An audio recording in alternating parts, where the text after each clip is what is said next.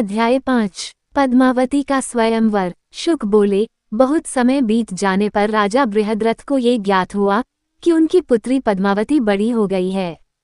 उसके द्वारा कोई दुराचार किए जाने की आशंका से राजा ने इस विषय पर गंभीरता से विचार करना प्रारंभ किया।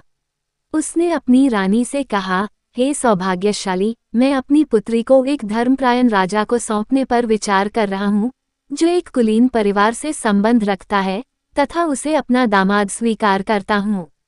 रानी ने कहा, हे राजन, पार्वती के स्वामी ने हमें पहले ही आश्वासन दे दिया है कि पद्मावती के पति निस्संदेह भगवान हरि ही होंगे। ये सुनकर राजा बृहद्रथ ने कहा, भगवान हरि, जो कि भगवान विष्णु के अवतार हैं, कब आएंगे? क्या भगवान सभी जीवों के हृदय में विद्यमान हैं? क्या वे हमारी पुत्री को अपनी पत्नी के रूप में स्वीकार करेंगे? मैं अपने आप को इतना भाग्यशाली नहीं मानता कि अपनी बेटी को भगवान विष्णु को सौंप सकूं। मैंने कौन सा पुण्य कमाया है कि मैं भगवान हरि को अपना दामाद मान सकूं? इसलिए जैसे मुनि की बेटी वेदवती या लक्ष्मी, जो क्षीरसागर के मंथन के समय प्रकट हुई थी, मैं अपनी रत्नसी बेटी पद्मावती के लिए स्वयंवर का आयोजन करना चाहता हूँ। भगवान हरि आएं और उसे इस तरह स्वीकार करें। ऐसा निश्चय करके राजा ने देश के अन्य सभी राजाओं को आमंत्रित किया, जो उत्तम गुणों से सुशोभित, उत्तम चरित्र वाले, विद्वान, बहुत धनवान तथा युवावस्था के चरम पर थे। स्वयंवर की भव्य सफलता सुनिश्चित करने के लिए राजा बृहद्रथ ने पूरे राज्य में शुभ व्यवस्था की। उन्होंने पूरे राज्य में धार्मिक अनुष्ठान करने का आदेश दिया और आमंत्रित अतिथियों के ठहरने की भी व्यवस्था की। इसी बीच पद्मावती से विवाह की इच्छा रखने वाले अनेक राजा स्वर्ण आभूषणों से सुसज्जित होकर तथा अपनी अपनी सेनाओं के साथ उस द्वीप पर आ पहुंचे। कुछ राजा और राजकुमार रथों पर सवार होकर आए, कुछ हाथियों पर और कुछ सुंदर घोड़ों पर सवार होकर आए। इन शक्तिशाली राजाओं के सिर पर एक सफेद छत्र रखा गया था और उनके ऊपर सफेद कैमरे लगे हुए थे। हाथों में तेजस्वी अस्त्र धारण किए हुए ये राजकुमार समस्त देवताओं से घिरे हुए इंद्र के समान सुंदर दिख रहे थे। वहां आए हुए राजाओं में रुचिराश्व, सुकर्मा, मदिराक्ष, दृशुग, कृष्णसार, पारद, जीमूत, क्रोरमर्दन, कास, कुशंबु, वसुमान, कंक, क्रथर्या, सफिजय, गुरुमित्र, प्रियमतल, विजर्मब, सुंजय और अक्षमा आदि थे। जब राजा स्वयंवर में पहुंचे तो उनका आदरपूर्वक स्वागत किया गया और वे प्रसन्नचित होकर अपने स्थान पर बैठे। फिर उनके आनंद के लिए नृत्य और गायन का कार्यक्रम शुरू हुआ। इन महान पुरुषों की उपस्थिति के कारण अखाड़ा बहुत ही रंग बिरंगा और मनमोहक लग रहा था। इन कुलीन और शक्तिशाली राजाओं को देखने वाले सभी लोगों की आंखें और मन खुशी से भर गए। जब सभी लोग आराम से बैठ गए तो बृहद्रथ ने अपने सहयोगियों से अनुरोध किया कि वे उसकी अद्वितीय सुंदर बेटी को मंच पर लाएं। पद्मावती का रंग सुनहरा था और उसका चेहरा पूर्ण चंद्रमा के समान था। वो सभी दैवीय गुणों से युक्त थी और फूलों की माला से सुशोभित थी। उसका पूरा शरीर रत्नों, मोतियों और मूंगे से ढका हुआ था। जब मैंने पद्मावती को देखा तो मैंने सोचा कि वह माया का साक्षात रूप है, जो सबको भ्रमित कर देती है। फिर मैंने सोचा कि क्या वह स्वयं रति देवी थी, जो कामदेव की प्रिय पत्नी थी, जो पृथ्वी पर प्रकट हुई थी। हालांकि मैंने स्वर्ग के सभी ग्रहों, साथ ही इस पृथ्वी पर और वास्तव में पूरे तीनों लोकों में यात्रा की है, लेकिन मैंने कभी भी पद्मावती से अधिक सुंदर लड़की नहीं देखी। जब पद्मावती महल से बाहर आई तो उनकी सैकड़ों सखियों और दासियों ने उन्हें चारों ओर से घेर लिया। जब राजकुमारी महल से बाहर निकली तो उसे उसके निजी रक्षकों ने सुरक्षा प्रदान की, जो विभिन्न हथियारों से सुसज्जित थे। जब वह स्वयंवर क्षेत्र में पहुंची तो पेशेवर गायक उसके आगे आगे चल रहे थे। उसके घुंघरुओं और कानों की बालियों से एक मनमोहक ध्वनि उत्पन्न हो रही थी। जब वह धीरे धीरे एकत्रित राजाओं और राजकुमारों के बीच में प्रवेश कर रही थी, जो चारों ओर देख रहे थे, उसके हाथ में फूलों की माला थी। पद्मावती को तब उन सभी लोगों की पारिवारिक पृष्ठभूमि और विशिष्ट विशेषताओं के बारे में बताया गया, जो उसके हरि से विवाह करने के लिए आए थे। जब वह मैदान में इधर उधर देखती तो उसके बाल इधर उधर झूलते और इससे उसके गालों की खूबसूरती और बढ़ जाती। जब वह मुस्कुराती तो उसका चेहरा और भी खूबसूरत दिखाई देता, इतना कि वह पूरी तरह खिले हुए कमल के फूल जैसा दिखता। राजकुमारी की कमर बहुत पतली थी, वह लाल वस्त्र पहने थी और उसकी आवाज कोयल के गाने के समान कानों को सुखद लग रही थी। जब मैंने स्त्रियोचित आकर्षण के ये सभी स्वरूप देखे तो मैंने सोचा कि राजकुमारी ने अपनी उत्तम सुंदरता का मूल्य चुकाकर संपूर्ण तीनों लोकों को खरीदने का निश्चय कर लिया है। ज्यों ही एकत्रित राजाओं ने रत्नमयी पद्मावती को देखा, वे कामदेव के बाणों से अत्यंत पीड़ित हो गए। वे इतने विस्मित हो गए कि उनके हाथ से हथियार गिर पड़े। हालांकि जैसे ही राजाओं ने राजकुमारी को कामुक इच्छाओं के साथ देखा, वे अचानक महिलाओं में बदल गए, जिससे वे बहुत आश्चर्यचकित हुए। उनकी शारीरिक विशेषताएं, शारीरिक बनावट और व्यक्तित्व बिल्कुल महिलाओं की तरह हो गए। उनकी कमर पतली थी और उनका शरीर सुंदर था। वास्तव में उनके सुंदर शरीर उनके भारी स्तनों के वजन के कारण थोड़ा आगे की ओर झुके हुए थे। उनकी चाल और मुस्कान, साथ ही उनका नृत्य और गायन कौशल भी महिलाओं जैसा हो गया। उनके चेहरे खिले हुए कमल के फूलों की तरह आकर्षक लग रहे थे। खुद को सुंदर महिलाएं पाकर राजा पद्मावती के पीछे ऐसे चल पड़े जैसे वे उसके साथी हों।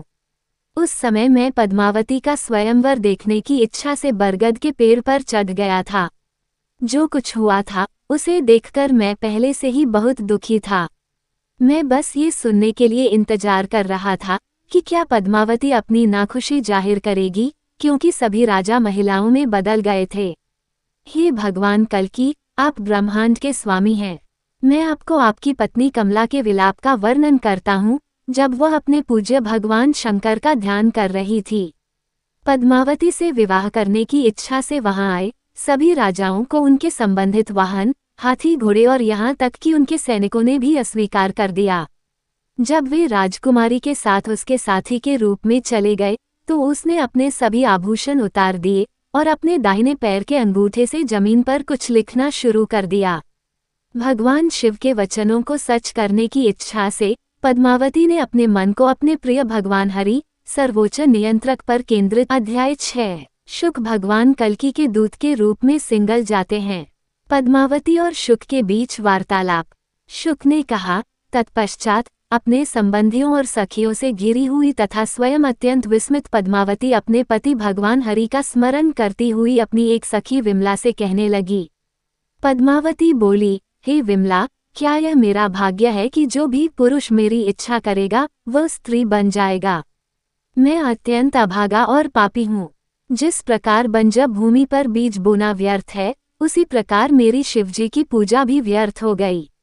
क्या जगत के स्वामी, समस्त नियंताओं के नियंता और लक्ष्मी के पति परमेश्वर श्रीहरि मुझे कभी अपनी पत्नी के रूप में स्वीकार करेंगे? यदि भगवान शिव के वचन झूठे निकले और भगवान हरि ने मुझे स्वीकार न किया तो मैं भगवान के चरण कमलों का स्मरण करते हुए अग्नि में प्रवेश करके अपना जीवन समाप्त कर लूंगा। हाय, मैं कितना तुच्छ मनुष्य हूँ। मैं कितना तुच्छ हूँ और देवताओं के स्वामी भगवान हरि कितने महान हैं। विधाता अवश्य ही मुझसे नाराज होंगे, अन्यथा चंद्रमा के चिन्ह से सुशोभित शंकर मुझे क्यों धोखा देते। भगवान हरि द्वारा अस्वीकार किए जाने के बाद भी मैं अभी तक जीवित हूँ। ऐसी स्थिति में मेरे अलावा कौन जीवित रह सकता है। हे प्रभु कलकल, जब मैंने निष्कलंक चरित्र वाली पद्मावती का ये विलाप सुना तो मैं और अधिक प्रतीक्षा न कर सका, अतः मैं बिना विलंब किए आपके पास आया। शुक के ये वचन सुनकर भगवान कल्कि प्रसन्न हुए और बोले, हे शुक, तुम तुरंत जाकर मेरी प्रिय पद्मावती को प्रसन्न करो। मैं तुम्हें अपना परम हितैषी मित्र मानता हूँ। कृपया मेरे दूत बनकर पद्मावती के पास जाओ और उससे मेरे सौंदर्य और गुणों का वर्णन करके मेरे पास लौट आओ। उत्पन्न शब्दों को सुन सकता है। पद्मावती मुझे अत्यंत प्रिय है। वास्तव में मैं उसका सनातन पति हूँ। हमारा मिलन तो पहले से ही नियति द्वारा निर्धारित हो चुका है, अतः तुम मेरी ओर से कार्य करो जिससे हम एक दूसरे से मिल सकें। आप सब कुछ जानने वाले हैं। आप वेदों में वर्णित सभी विधि विधानों को जानते हैं। आप उचित समय और परिस्थितियों को भी जानते हैं। इसलिए आप पद्मावती को अपने अमृतमय वचनों से प्रसन्न करें और फिर उसे आश्वासन देकर मेरे पास लौट आएं। भगवान कल्कि से इस प्रकार उपदेश पाकर शुकदेव प्रसन्न हो गए, उनका संपूर्ण शरीर आनंद से भर गया। उन्होंने भगवान को नमस्कार किया और शीघ्र ही सिंगल को प्रस्थान कर गए। इस प्रकार शुक नामक महान तोते ने समुद्र पार कर लिया। अपने गंतव्य पर पहुंचकर उसने सबसे पहले स्नान किया, थोड़ा पानी पिया और बहुत से मीठे और पके फल खाए। इसके बाद वह राजा के महल में घुस गया और नागकेसर के पेड़ की चोटी पर बैठ गया, जो महिलाओं के निवास के परिसर में स्थित था। कुछ समय बाद उदार शुक ने पद्मावती को आते देखा और इसलिए उसने एक मानवीय आवाज में उससे कहा, हे सुंदरी, बहुत ही आकर्षक चेहरे वाली, आपकी आंखें बहुत चंचल लगती हैं। आपको देखकर मुझे लगता है कि आप लक्ष्मी हैं, जो कि भाग्य की देवी हैं। आपका चेहरा कमल के फूल जैसा है। आपके शरीर की सुगंध कमल की खुशबू की तरह है और आपकी आंखें कमल की पंखुड़ियों की तरह हैं। आपके हाथ कमल के फूल की तरह लाल हैं और आप अपने हाथ में कमल पकड़े हुए हैं। हे सुंदर और मनमोहक मुख वाली, तुम तो समस्त जीवों को मोह में डाल देती हो।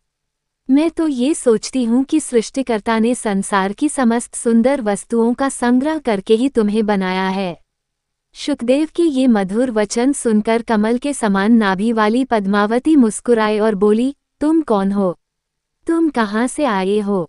क्या तुम देवता हो या राक्षस, जिसने तोते का रूप धारण कर लिया है? क्या तुम मुझ पर दया करके यहाँ आए हो? शुक ने कहा, मैं सब कुछ जानता हूँ, इसलिए मैं सभी के इरादों को जानता हूँ। मैं सभी शास्त्रों के वास्तविक अर्थ से अच्छी तरह परिचित हूँ। देवताओं, गंधर्वों और ऋषिगणों की सभा में मेरा बहुत सम्मान है। मैं अपनी इच्छा से ही अंतरिक्ष में भ्रमण करता हूँ। मैं अब केवल आपको देखने के लिए यहाँ आया हूँ। यद्यपि आप बहुत विद्वान हैं, फिर भी इस समय आप दुख से पीड़ित हैं और इसलिए आपने भोग विलास के सभी विचार त्याग दिए हैं।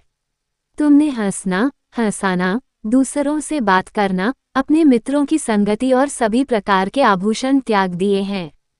तुम्हें ऐसी दयनीय स्थिति में देखकर मैं उदास हो जाता हूँ और इसलिए मैं तुम्हारी मधुर वाणी सुनना चाहता हूँ, जो कोयल के गीत को भी मात कर देती है। केवल वही व्यक्ति जिसने घोर तपस्या की हो, वह तुम्हारे दांतों, होठों और जीभ के सम्मिलित प्रयास से उत्पन्न शब्दों को सुन सकता है। तुम्हारे लिए तो अमृत पुष्प की कोमलता और पूर्ण चंद्रमा की चमक भी तुच्छ है।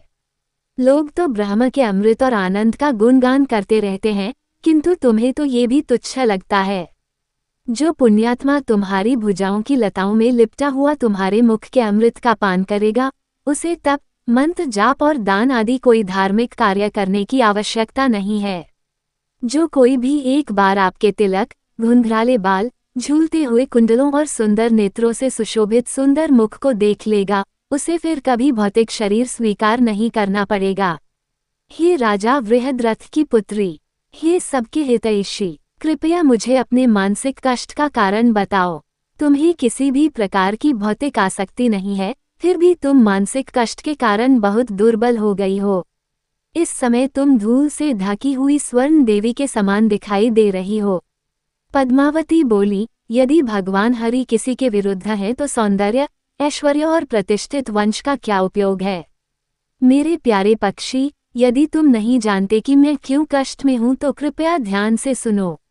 मैं बचपन में भगवान शिव की पूजा करती थी और जब मैं बड़ी हो गई तब भी।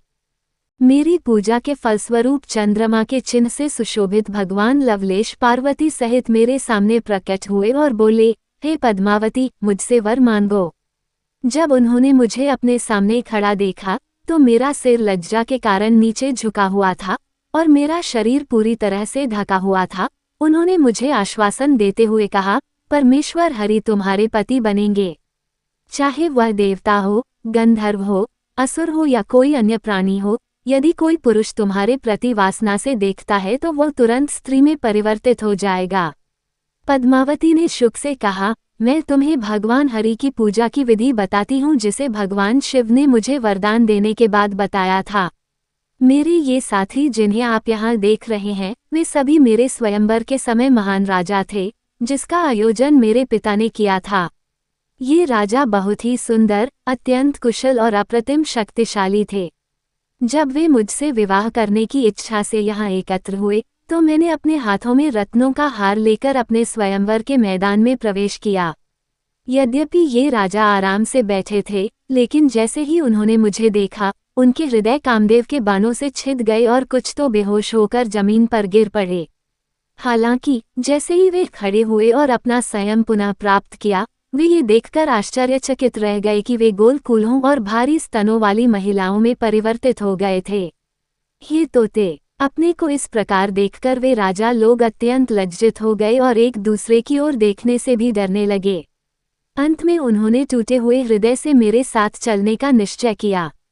उस समय से ये सभी राजा मेरे साथ मेरी सखियां बनकर रह रहे हैं।